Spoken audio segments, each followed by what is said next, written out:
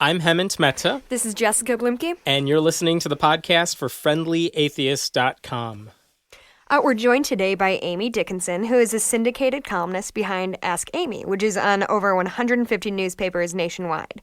You can also hear her on NPR's Wait, Wait, Don't Tell Me, where she's a regular panelist. She's written for Time, Esquire, and O magazines and is the author of the bestselling memoir, The Mighty Queens of Freeville. Thank you so much for joining us today. Thank you. So I read that you got your job, the Ask Amy columnist job, because the Chicago Tribune sent you some sample questions, and they wanted you to get back to them within a week. You ended up getting back to them within a day. And I'm wondering, have you always been that much of a go-getter, or why? How did you respond that quickly? Honestly, I appreciate you calling me something so old-fashioned as being a go-getter, because I think that totally describes me. They sent 5 sample questions. I knew there were other candidates for this job, and frankly, I wasn't employed at the time. So I just did it, and I thought to myself, look, the person who gets this job is going to have to be fast. I thought that's one of the qualities of writing a daily column. And so I turned it around really quickly, that day, like maybe 3 or 4 hours. And the editor said, no, everybody gets a week. Please take a week. And I was smart enough to know that given a week, I would only find ways to screw it up. Right. So I was like, no, I'm good. This is it. And it worked out really well. So, Amy, growing up in the Chicago area, I've been familiar with your column, for quite a while, but you sort of gained national notoriety fairly recently with a couple pretty popular columns that you had. I'd like to read one that jumped out at us. So the question was, I recently discovered that my son, who is 17, is a homosexual. We are part of a church group, and I fear that if people in the group find out, they'll make fun of me for having a gay child. Please help him make the right choice in life by not being gay. Your answer was, you could teach your son an important lesson by changing your own sexuality to show him how easy it is. Pressuring your son to change his sexuality is wrong. If you cannot learn to accept him as he is, it might be safest for him to live elsewhere. Which is a great response. How has that blown up, and how has that kind of changed your audience? Well, you know what's so funny? I have been writing this column now for 11 years, almost to the day. And in all that time, I have taken that question countless times. But there was something in the way the letter was written where the guy and actually a lot of people assume that was written by a mom. I happen to know it was written by a dad. Oh. But a lot of people assume that the parent that wrote that letter, that it was very short, and that parent served up the perfect punchline because he said he won't stop being gay. Mm-hmm. And I thought to myself, oh, okay, well, you want somebody to stop being gay. Why don't you stop being straight? Like it's so easy. But that was just a happy accident because, like I said, I've been answering that type of question ever since I started writing this column. It just came out in it was a combination of a letter that was very, very odious mm-hmm. and an answer that was I thought, very obvious. But yeah, it really, really resonated. I would say that, I don't know, that letter went viral, and I think the main thing that happened with me was that it sort of took my column global mm-hmm. in a way that it hadn't been, because the rise of social media has really, really, really changed the way my column is shared and read, in that you don't have to subscribe to your newspaper anymore to read my column. And one of the things that happened with that particular column was 3 things happened. It landed on BuzzFeed. Mm-hmm. Well, BuzzFeed didn't even exist 2 years ago. Right. So that was it. It was shared on Upworthy. Upworthy didn't exist 2 years ago. And I'm sure they gave it a great headline, too. Oh, with you, it was like, and watch what happens next. Of course it was. Yeah. You won't believe her The thing response. that really made it go cuckoo bananas was George Takei, Yeah. who is, a gay icon who has well over 5 million Facebook fans. He posted it on his Facebook page, and it just went crazy. Because as it turns out, there are a lot of people who share things on Twitter, but the Facebook sharing is a whole other audience. And so I still hear from people who have read that column for the first time, and they're like, "Oh, you're awesome." And I think, "Oh boy, you're just getting around to reading that." Wow. Yeah. And it not to detract anything from you, but like in the blogosphere, what you said, well, you try being, Right. gay for a little bit. I know. That's not I anything get new. it. But I think part of it was the format. It's the fact that this is an advice column in a newspaper saying the things that we hear often in the blog world. Right. And that's part of why people were just so surprised to see it and so excited to see that. Yeah. Oh, and so are you saying it because advice columns in newspapers are so old-fashioned? I think that's the perception that a lot of Yeah. people have. And then Yeah. your advice absolutely wasn't. Yeah. And that's why they were so excited to see that. Amy, Yeah. what do you think this guy who wrote that letter, what do you think he thought your response would be? Like, because I feel like people... Did he want some Validation. validation? Well, I think most people want validation, and in fact, I corresponded with him. A lot of people have, wondered if that was like fake or if I had written that letter. Because it was so my perfect. answer to that is, if I could make that, if I could manufacture that, I'd do it every day. But in this case, I actually corresponded with him a couple of times because there was a portion of the letter where he said, "I think my son is gay just to get back at me for forgetting his birthday for 3 years." Okay, this says something about me. The most shocking part of that letter for me was the fact that a parent had forgotten a child's birthday Right. for several years running. So I get back to him, and I don't even ask him, like, "Really, you think your son can stop being gay?" I don't even bother asking him that. I'm like, "You forgot your kid's birthday? What kind of monster?" And the guy said, "Well, I'm really busy." The weird thing was, because I also, in my answer, I dealt with that. And I said that when a parent forgets a child's birthday, it's the kind of negation that is similar to negating a person's sexual orientation. You're really denying someone on a really very basic level.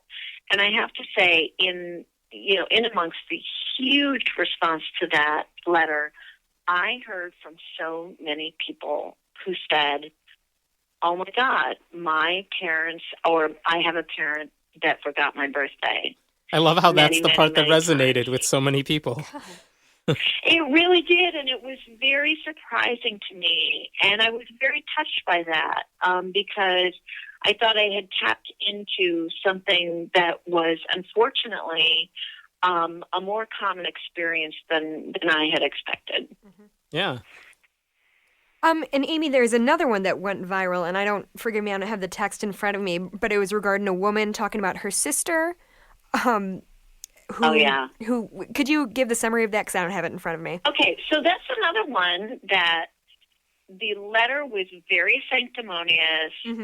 In this case, this letter was so sanctimonious. It was a perfect combination.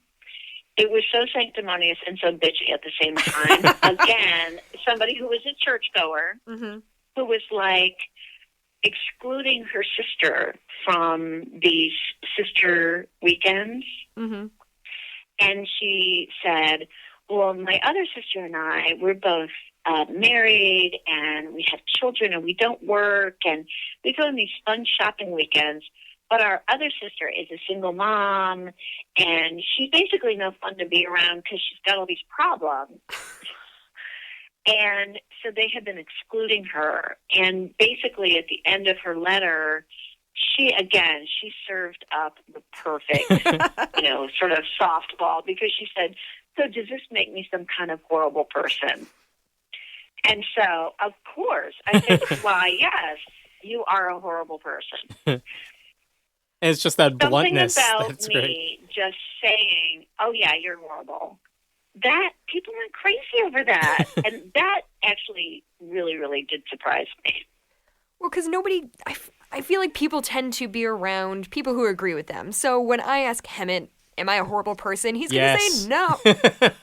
Come on, Hemant. All right, now. Yeah, I'm like, you expect. yeah, man, you're awful. Yeah, and yeah, you don't expect to ask someone for advice, and their advice is you're the problem. Yeah.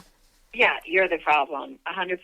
And so I felt like that was very easy. And at the end of my answer, because part of her question was about how, and she and her sister were regular churchgoers, Right. but this third excluded sister, wasn't really as churchy as they were.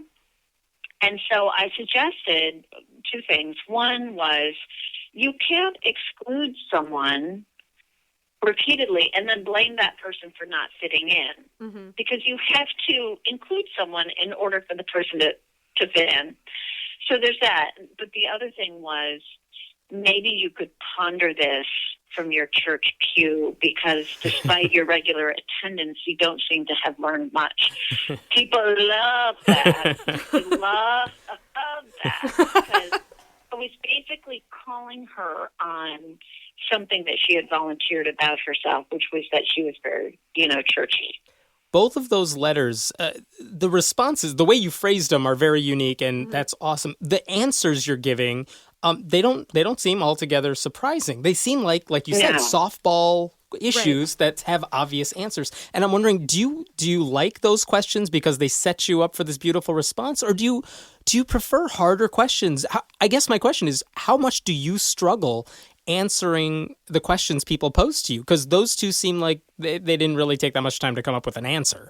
It's just a matter of phrasing. Those were easy, and thank you for pointing that out. I think you're the only person, I've done a lot of interviews about these viral letters, and you're the only person that's really pointed out how easy. And I think one reason they went viral is because they were I said what everybody was thinking, and it wasn't nuanced. I don't know. I mean, that kind of thing is fun for me, but no, I really do enjoy being challenged, and I receive a lot of queries that are incredibly challenging for me, that do require a lot of nuance. And, of course, in the short space I'm given, I can't introduce, studies and all of that. But I feel like I try really, really hard to frame an answer that gives more than one possibility. Like, okay, it could be this, it could be that. Here's what I think you should try first. Here, if that doesn't work, you can try this, because that's what the toughest problems really do sometimes require, more than just, it's not as simple as, go see a counselor, Well, what kind of pressure do you feel when, you're giving advice to people who, you get information, you get what you can, but for all intents and purposes, these are strangers. Is that a lot of pressure to try to give somebody advice that they're going to take to heart? Yeah, thanks for mentioning that. Yeah, it's a ton of pressure. It's part of it is I am guided by some incredibly sage wisdom from my predecessor, Ann Landers, where she said, these problems are not my problems. I have other problems. So I think it's really important, and I'm sure that therapists have to do this. It's like you spend all day really immersed in not only other people's problems, but just like tragedy, heartbreak. It's tough out there. And so I do feel a lot of pressure to be responsible and to get it right, in quotes, knowing that I'm not a clinician. I'm not a researcher. I'm definitely fallible. But there's also, I feel like it's really important that I not take this on too heavily. Mm-hmm. Because if I wear it too heavily, I'm going to end up like Dr. Drew, or no disrespect to Dr. Drew, but I want to stay light. I want to continue to be able to sort of hit those softballs out of the park. I want to continue to be able to have a column that has a real variety of questions, and it's not just about addiction and heartache and sort of abuse and toxicity, but it's also about, you know, weddings and thank you notes and sisters who are mean, and you know, I want to keep it entertaining. Mm-hmm. Well, last time I saw your daughter Emily, who she and I worked together, which is how you and I were able to connect. Last time I saw her, I was asking her kind of a little bit about the background, and she said that she used to help you sort through the emails and figure out what needed to be answered. Can you speak a little bit to the kind of people who write in? Do you find it's people who are sanctimonious and just want you to agree with them, or do you find it's people sincerely asking for your advice? I think, honestly, there are a bunch of different categories, but the queries from people who assume that I will agree with them, that's their own. They are in a class of their own.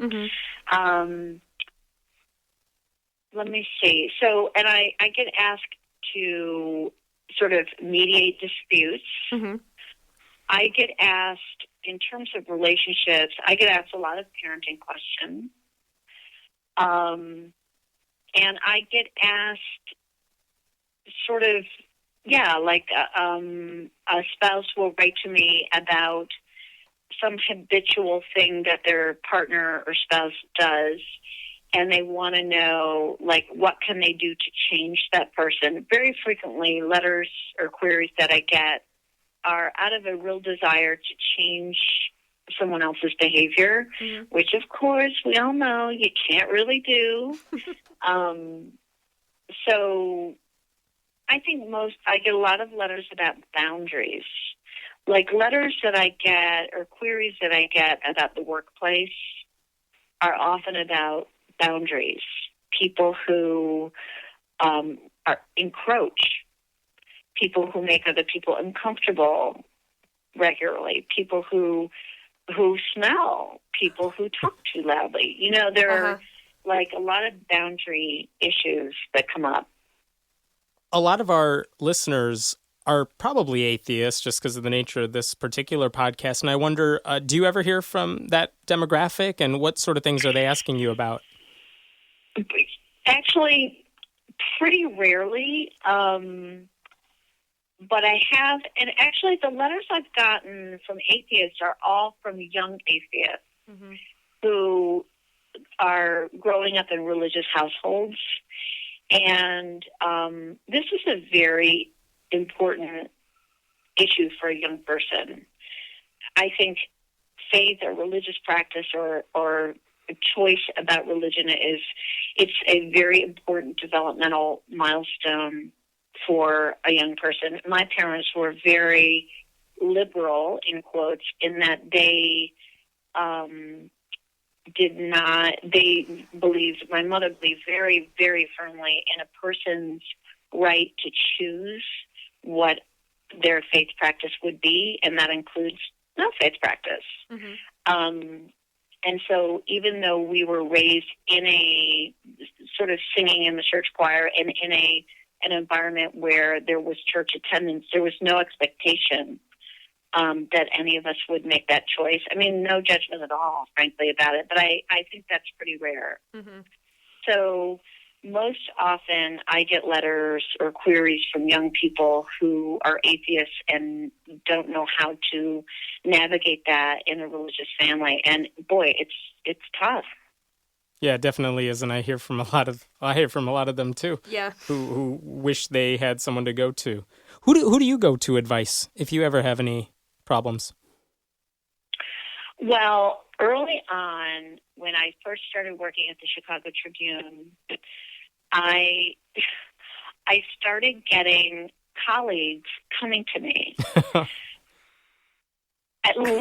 I came in, and the holidays are a busy season for advice givers.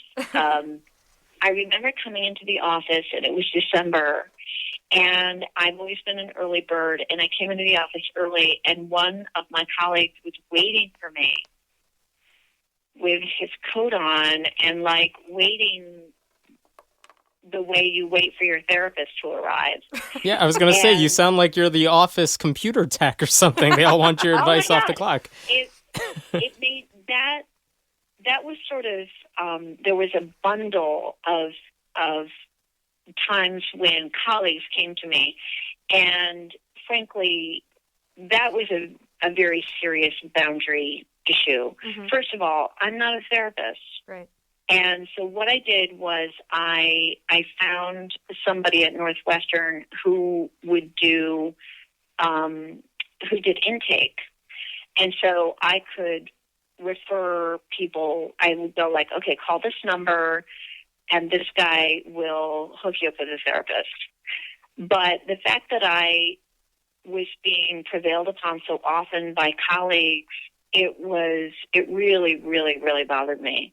So I started seeing a therapist just to deal with these professional issues, but also to deal with my own personal issues. Mm-hmm. And it's been a tremendous experience. And I also felt that because I recommend therapy in my column, I wanted to have the experience with a good therapist. And it's transformative. It's fantastic. But I come from a really big family, and I'm the youngest in my family group. And so I've always been surrounded by people who I could go to, and I do. Mm-hmm. A lot of people don't ask for advice. I very frequently, I just wrote a note to a family member who's sick right now, and he is somebody who I have called on the phone and said, like, I'm struggling with this. I'm wondering, would you be willing to, like, talk to me about this? And he is somebody who has always been willing to say, sure, I'll help you think that through. You know, I've just been really, really, really lucky. Not only that I have family members who are so generous and smart, but also I'm somebody who will definitely seek another angle. And I would, frankly, recommend that. I think if you're stuck, you should ask people and listen. I feel like one of the best things about me being me is that I actually listen to the advice that I'm getting from people, and I have a tendency to follow it. Mm-hmm. Good. Tell me, what's the difference between giving advice to somebody via the column or somebody you don't really know versus, say, if your daughter came to you for advice? How does that change, or does it all come from the same place? Well, that's a great question, and I think it's quite different because when somebody comes to you for advice, when it's somebody you have a long-standing relationship with, you have to be, I think, very, very, very careful, very tender. For instance, if a family member came to me and said, and this has happened, my spouse is not being nice to me and he's really pissing me off. If I said to that person, oh, you should leave. You should leave the marriage. You should leave the partnership. You should leave the relationship. And the person didn't, because let's face it, 90% of the time you don't leave. Mm-hmm. You work it out. It would put me in such a bad spot with that person. I am super, super, super, super careful about family members. Very careful. In fact, I'm most often, I've become a better, despite how much talking I'm doing with you guys, I've become a much better listener. And I'm more likely to say, well, what do you think you should do? Or what are your options? Like, I think it's really helpful just to talk to somebody who will listen to you and ask good questions. Mm-hmm. And so if you go to somebody with a problem and that person says, well, why don't, let's talk about what you think your options are. It just helps, and without offering oh, you should do this, you can say, well, I read a book that I really love on the subject, and here it is, and you should definitely take a look at this. Or, I had an experience similar to this, and this is what my mom said to me. You know, like, there are ways to sort of tenderly deliver advice without telling somebody what to do. I'm very uncomfortable telling somebody what to do, believe it or not. Do your kids actually come to you for advice? Very seldom. Very, very seldom. I think the place my column has the biggest impact on my life is honestly in my adult relationships with my husband and my adult family members. I think I have really been very, very useful to family members based on things I've learned from doing the column. This is weird in a way, but I think one of the biggest impacts I've had, you know, in my own family is in dealing with the family members who are ill and dying. And this just came from me sort of learning compassion, not just on the page, but really trying to practice compassion in my life. And so it's made me a little bit more brave. And I think I've been the most helpful to my family members when the times have been tough. But, I mean, I'm not going to tell somebody ever, like, how to run their marriage. You know, I think I know a lot about parenting. I think I've been a very good parent, and I had a very, very good mother. And so there are definitely times when I know I've been very helpful with my husband. My husband and I have a blended family, and so I entered a family that was already going. And I think I've been very influential in terms of I entered a family unit that was sort of steaming along in one particular way. And I do believe that I've been more of an advocate for these kids. My husband was a guy who was like, hey, I tell them what to do and they do it, you know, kind of one of those guys. And I came in and I was like, well, why don't we spend some time, like, listening to what they think? Mm-hmm. Doesn't mean we have to you know, let's do get what their they say, but why don't we just, like, let's hear them out? And he wasn't used to doing that. And I grew up in an environment where I was really heard and listened to. Mm-hmm. And I feel like, so in that sense, I think I've had a big impact on some aspects of my family. That's great. So thinking about just the two columns that we sort of touched on during this conversation, you touched on sexuality and religion, which are two huge hot button issues. So are there any topics that you just won't touch with a 10-foot pole? Oh, great. Well, I don't, because it's a general advice column, like, I don't do anything, I don't cover sexual fetishes, for instance, partly because they're so specific. You know, like, I try to keep the column pretty broad. Mm-hmm. And so that even if you read a question in my column and you don't have that problem in your own family, you probably know somebody that's dealt with that. Mm-hmm. So you look for things that are relatable that I can read, or Hammett can read and get something out of it as well. I find some workplace questions pretty challenging. There are some workplace issues, frankly, there's just no answer. There's no advice I could give someone that I think would be useful. Mm-hmm. So like, if you have a toxic boss, sometimes the only thing is like, yeah, man, you should quit. That sucks. Like, get out of there. But that's not particularly nuanced or useful. So Those are tough. Addiction, I find addiction questions very, very challenging, because addiction it impacts your friendships, your families, all of your relationships, and it requires, the kind of expertise I don't necessarily have. I'm fascinated by addiction, but those are very tough. So with those, when you get those really hard questions that you don't think will be particularly compelling or useful for other people, do you ever just write people back, off the record? One-on-one? Yeah. Oh, I frequently do. Mm-hmm. In fact, I've had some queries that were just frankly alarming, and I'm never going to run a truly alarming question in my column. I think that's not fair. Mm-hmm.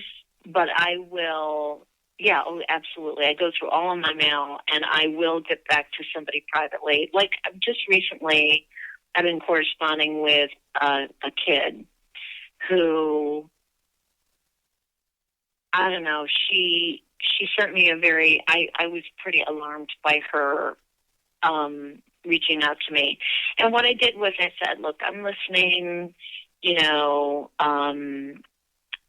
like, you're not alone. I try to do stuff like that. I'll try to point somebody towards some resources.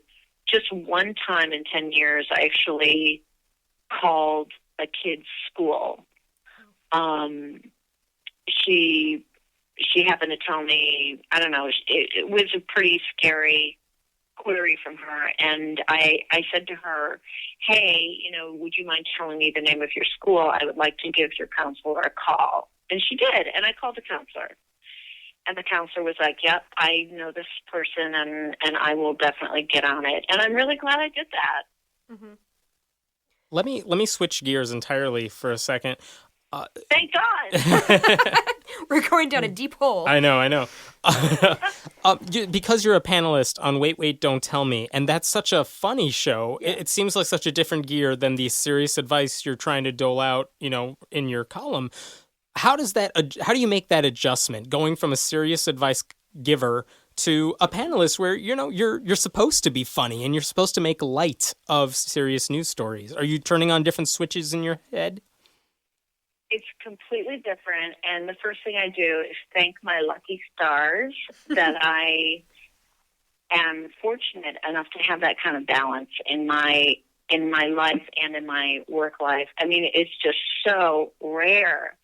I have always been fascinated by comedy. I've always written comedy, and I just got lucky to land on the show. And so once a month, I get to sort of leave it all behind and go to, a theater and basically be involved in a performance. And for me, especially, a lot of the other panelists are professional comics.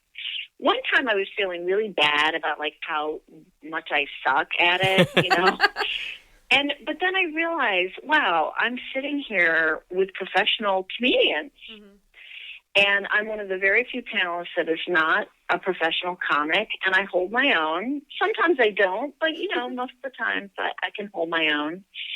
And I just feel like so lucky to be able to sort of mix it up with these people who are so smart and so funny and so witty. And, it's a totally different – it's like – it's more the side of me the viral side of me that's like calling it, just a very quick wit. Mm-hmm. There's, just really a quick hit. Than the advice columnist that I think is the better part of me, which is the thoughtful, respectful, It's like bad Amy. Good Amy. Do you get the additional perk? Does Carl Castle do your voicemail message? Good question.